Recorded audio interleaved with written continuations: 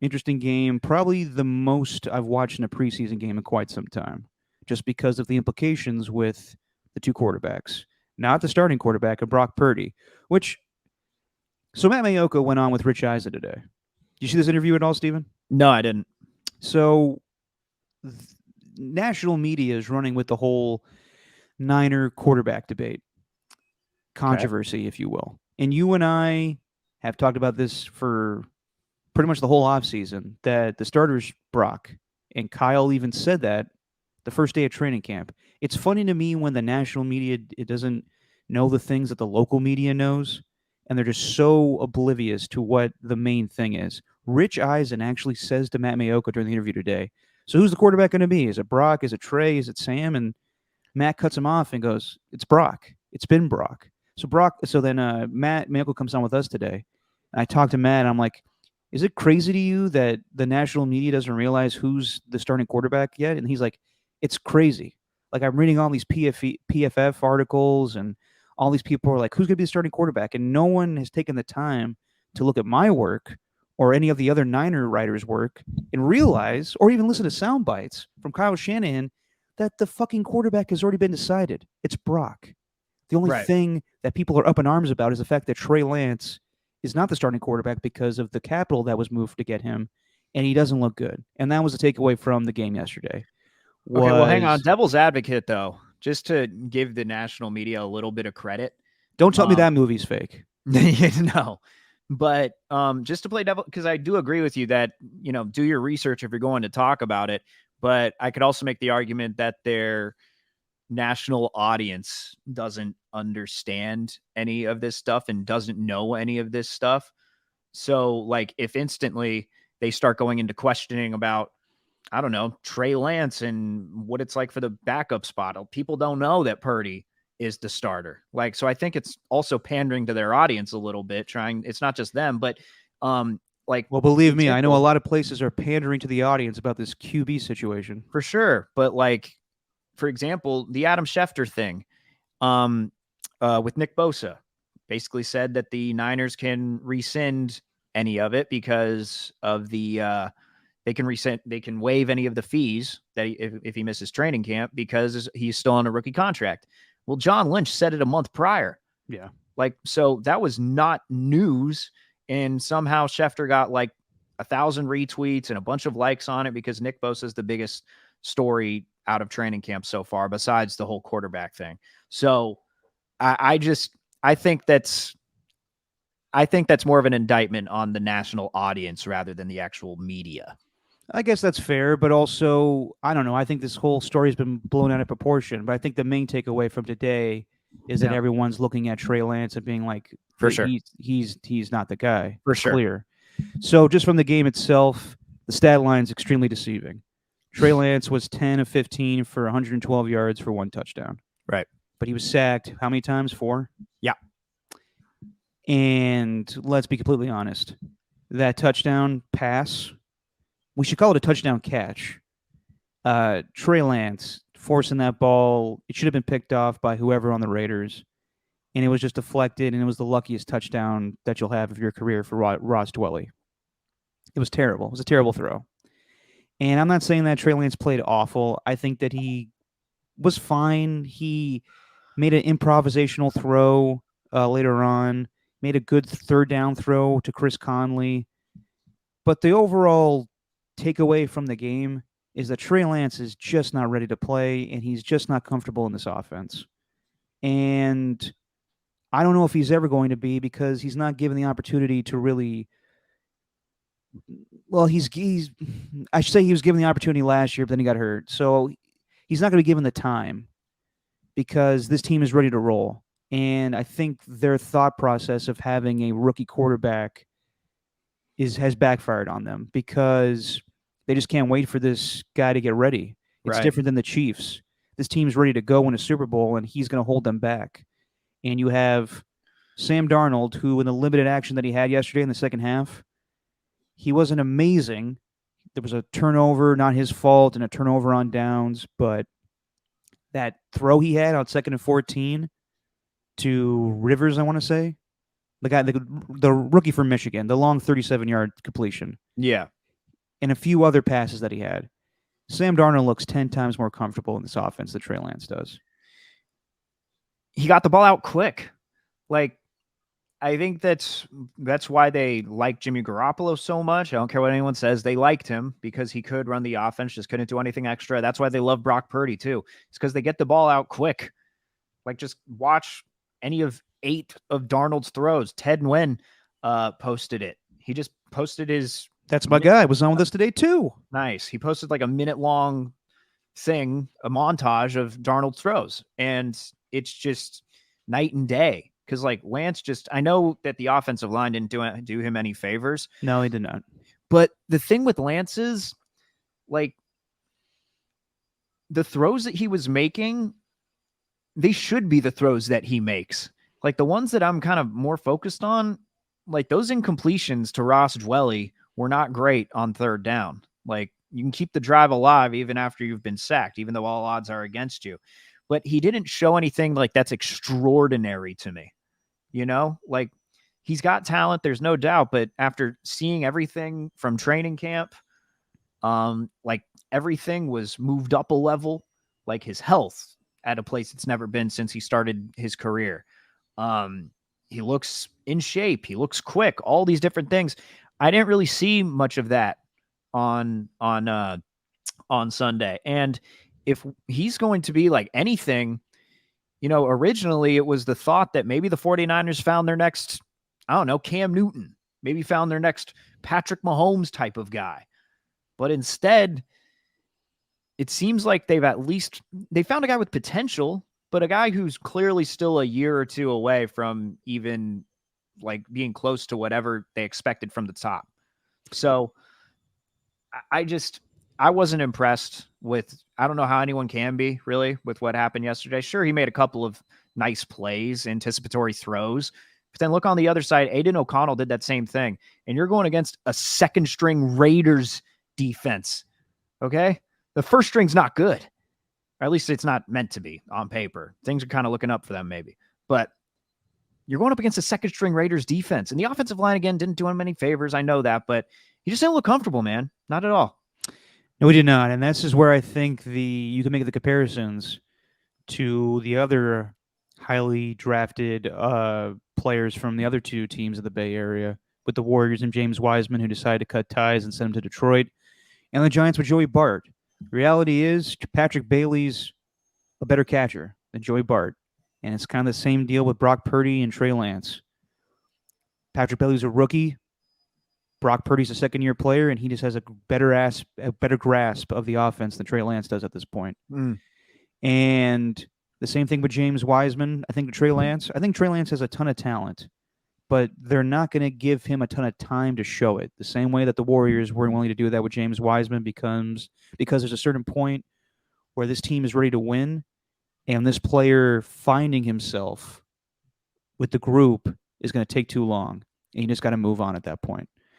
And I think that's the case with Trey Lance. Do you have that Dan Orlovsky clip, Steven? I do. Let's play that real quick, because I think a lot of the national media today reacted to Trey Lance and his performance because this was a nationally televised game on NFL Network yesterday. And Dan Orlovsky, you know, some people like him, some people don't. I think that among the ESPN analysts, he is probably one of the best, just because he breaks it down X's and O's style. He's not looking to be a hot take guy. And he's just giving his football opinion here, and I actually agree with him here. When I read a stat like that, he had time to throw, and he got sacked 4 times and a half. Dan Orlovsky, what does that mean? I don't think Trey Lance can play in Kyle Shanahan's offense. I've seen enough. He doesn't have enough reps playing football. That's the reality. That ball is almost intercepted. It should go to the left because the guy's wide open. The ball doesn't come out quick enough for Trey right now. And I think that after watching yesterday, he's so much more comfortable as an under center quarterback than a shotgun quarterback. But Kyle's offense has really become a shotgun offense. It's become ball distribution. It's become play point guard. It's become get it out quickly. And that's just not where Trey is right now. I want to be fair to Trey. He got better as the game went on, and that's why those reps matter. I just don't think he can play in Kyle Shanahan's offense. He should have thrown 2 interceptions. The ball gets held so long for him right now, and it hasn't gotten better in the 3 years that he's been in the NFL. The only thing that I would push back on is I don't think Trey Lance is more comfortable as an under center quarterback. I think he'd be comfortable in a shotgun system if he was just comfortable in the offense to begin with. I don't think that this style of offense fits what Kyle Shanahan wants to do, what Trey Lance wants to do. I think that, as I've said before, I don't think Kyle wanted to draft Trey Lance. I think this was kind of, a little bit of the, front office telling him this would be the best move and him kind of going along with it. But I think at the end of the day, he's more comfortable with a quarterback that can run his system more than building a system around this quarterback. I know that he had RG3, but if you listen to Kyle talk about those times, it sounded like he wasn't really into it. I don't think he's really into the quarterback running. I don't think he's into the zone read stuff. I think he's just into a guy that can hand off to the running back and make the proper throws when they're supposed to, and not do the Jimmy Garoppolo thing where he's just going to throw the ball blindly into where Kyle told him to throw it. You got to be a smart quarterback as well and adjust on the fly. That's why, Sean McVay wanted to move on from Jared Goff, and that's why Kyle wanted to move on from Jimmy. And he thinks, and as we said in the past, he's more confident in Brock Purdy. This is the most glowingly I've ever heard him talk about a quarterback that he's had. Right. Brock's the guy, and he's not, unless he plays terribly, he's not going to give up this job. So I don't think there's any way for Trey Lance to take this job. If you had to ask me right now, and I don't know, maybe this could change over the next couple of weeks if he just looks like a vastly different quarterback and he proves it week after week, although this could play into how many reps he actually gets next week against the Broncos. Maybe they want to go Darnold for the entirety of the first half. Who knows? But right now, if I was a 49er fan, I'd be more comfortable with having Brock Purdy as the starter and then having Sam Darnold there to back it up. It feels like Darnold's the perfect backup right now. Yep. It's like with baseball, when they call up players for a really short amount of time, it's kind of unfair because, especially in this Giants system, for example, we'll take the Giants, even though every team subs guys out. People just don't watch other baseball teams. Like, every guy gets subbed for lefties and righties. It happens all the time in baseball. It's just how it is. But you can't develop anyone in that type of system, in one where you're constantly switching batters. At least the contending teams do. That's what they normally do. Or if a starter's already in and your only chance is to get in as a pinch hitter. Like, that's not a way to develop. You're there as just a backup option. And Trey Lance, like, I don't think he deserves to be a backup option in this league. I think he deserves to be a starter, but I also think he deserves some development and going to a team where maybe they can try to build around him as the quarterback and then they just take their chances. Because with the Niners, it's just not there right now. They don't have time to develop a quarterback. It's like the whole two-timeline approach with the Warriors, too. Yep. I'm going across both sports, cross-pollinating in both areas. Oh, easy there. But yeah, Jesse's on the couch over there and she's like, Jesus. But no, I think that, like, maybe it's not the place for Trey right now. It's just not. If you want to get him those reps and get him some development, like that trade to a team like the Tampa Bay Buccaneers, for example, that seems like a place where he'd get some reps. I'll give you another NFC South team. I think that he would strive in the Atlanta Falcons system with Arthur Smith, right? Because that system seems more friendly to him. I hate when people go on national shows and say, well, you drafted this guy. Shouldn't you build a system around him? Offensive coaches don't think that way. They, unless you're a made quarterback, like unless you're Bruce Arians and you're bringing in Tom Brady, or you're Gary Kubiak and you're bringing in, well, he was already there, but the Broncos bringing in Peyton Manning. Like, if you're an offensive-minded head coach, like, you think Sean Payton is delegating to what Russell Wilson wants to do in the offense? No, he's running his system. And I know a lot of people are going to say, well, that's when head coaches are arrogant. Yeah, well, tough shit. They're allowed to be that way. So I think Kyle, yes, he is arrogant in that fashion, but he's allowed to be because his offense has worked. Anybody that says otherwise is an idiot. Right. So I think that it may just be that Kyle, the team shouldn't have the patience for this anymore, I think. And I think that he tried to make this work, and they were trying to go for the Mahomes thing, and it's just not the same. It's just not the same thing. So Mamayoko went on with Rich Eisen today, and after Rich Eisen finally figured out that Brock Purdy's the starter, he asked Matt, is there any chance that the Niners make some calls to get Trey off the team? And he said, I haven't heard anything as of right now. But if a team comes through and they realize that Trey's not going to be the number 2 and they offer them a third round pick, you have to listen. And I think they do. I think we're getting to that point now where what's in the best interest of the Niners and what's in the best interest of Trey Lance. I'm not pulling the plug on Trey Lance as a player in this league. I think he can do very good things in this league. Like the Right. same thing with James Wiseman. It's just a matter of the fit. And Yep. is there any real difference, Steven, between Trey Lance being the number 3 guy in an emergency situation than Brandon Allen at this point? No. You're the emergency quarterback. Like Yeah, like if the third overall pick is the emergency quarterback, like Zach Wilson's being the second string quarterback for the Jets, that's a given. right. No one's beating him out. If Trey Lance is the third string quarterback in emergency situations this season, I understand everyone says, well, the Niners lost all their quarterbacks last year. They didn't have anybody in the NFC Championship game. That situation's not happening again. I think that was just a calamity of errors. I don't Right. see Brock Purdy getting injured like that. I don't see Sam Darnold getting injured like that. Now, you want to prepare for that, and having Brandon Allen as a third string quarterback for that situation is not bad. It's better than Josh Johnson. It's better than Christian McCaffrey throwing passes. But if you're just going to stash Trey Lance there and have him in street clothes for most of the season, I don't think that's good for him. No. There comes a point too where I personally believe this. I'm not saying anyone else should, but I also feel like if it gets to this point where you're arguing about whether he could be the backup, I mean, I think it's in the team's like best interest for him to trade him somewhere where he can actually get some reps and thrive. Like it doesn't have to be with the 49ers.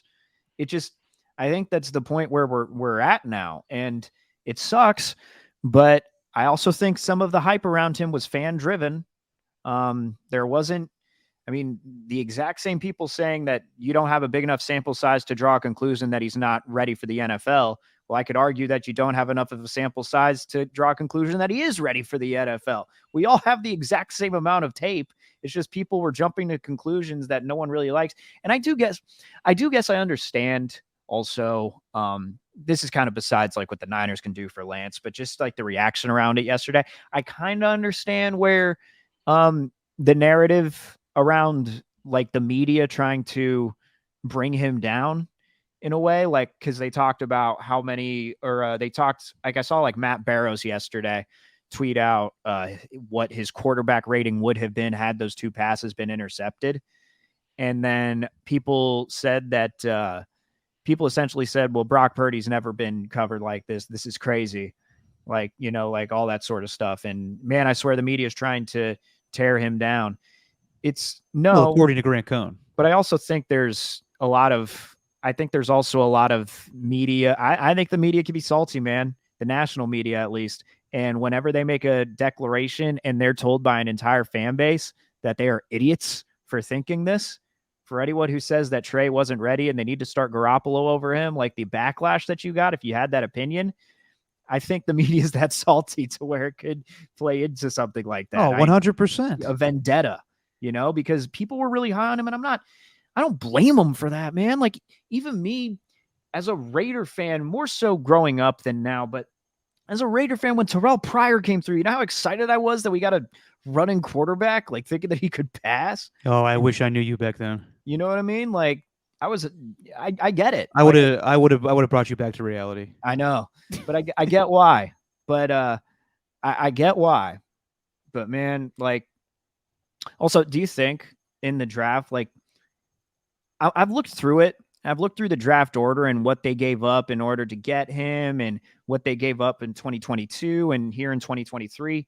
Like, I'm not seeing any major picks in 2022 that made that much of a difference. But in 2023, you had guys like Joey Porter, who could certainly help you out at cornerback right now. Michael Mayer as a tight end. Like, they traded all those guys in the first round. At the end of the first round, they would have had the 29th pick. I mean, I think definitively you could say that, well, it was probably wasted that you traded up for him since you're just going to release him after this year or trade him. Yeah, and it depends. It depends on what you get for him. But I think that I've been talking about Minnesota for a long time. I think that Kirk Cousins is on a lame duck year. I think Atlanta would be better for him. I just don't think it's beneficial for Trey Lance to, like, he's not Jordan Love. Like, this is not the same situation where you have a Hall of Fame quarterback ahead of him. It's that a rookie quarterback last year, it doesn't even matter that he's the last pick in the draft. But the last pick in the draft, Brock Purdy, has done better than Trey Lance. And it may just be like, if we did a skills competition, Trey Lance is beating Brock Purdy, no doubt.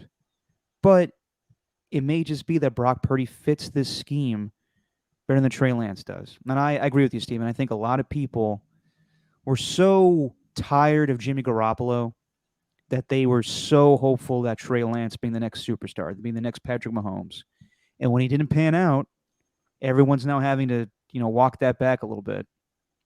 And I get it. I mean, he's taken third overall in the draft. I get it. You have expectations like that. But I said it from the jump. Kyle wanted Mac Jones. He didn't, and that may have been a bad pick in itself. But this doesn't fit. I don't think it fits. And if they are able to get a third round pick for Trey Lance come Labor Day, I would do it. Yeah. If they can get like, if you mentioned a third rounder, if they could get that for him, get a third round pick back. Well, what do you think his draft value is right now? Or That's not draft, trade value. I think it's right there. I would say that's even high right now. I mean, Yeah. like, I understand it's just one preseason game, and here's the thing. This time last year, we saw Trey Lance throw an amazing touchdown pass to Danny Gray in the preseason. 2 years ago, we saw him, the Trey area touchdown pass to Trent Sherfield. He's played well in the preseason. It's not a question of yesterday being an indictment on him. It's just really unfair because in the small sample size we have, and we still got to give him 2 more games. I'm not ready to trade him tomorrow, but you saw Trey Lance get sacked 4 times and throw what should have been 2 interceptions yesterday, and Sam Darnold looked easy. Now he's going up against second stringers and third stringers, so maybe that's not fair. Maybe we'll get a better understanding of how Sam Darnold looks at this offense next week when they play the Broncos. But my biggest thing is let's say Brock Purdy does get hurt. Do you really want to change the offense that dramatically to go to Trey Lance? I know people are going to say, like, we don't have to change that. What we were talking about, just run the same offense. It's not the same offense. Sam Darnold's a very similar quarterback to Brock Purdy. It's not really missing a beat. If you do go to Trey Lance, you kind of do things differently. Like, I know everybody freaked out last year when, he's running Trey Lance too much. He broke his ankle. He had to do that. He had to do that because Trey wasn't ready. There wasn't a single designed run yesterday, if I'm remembering correctly.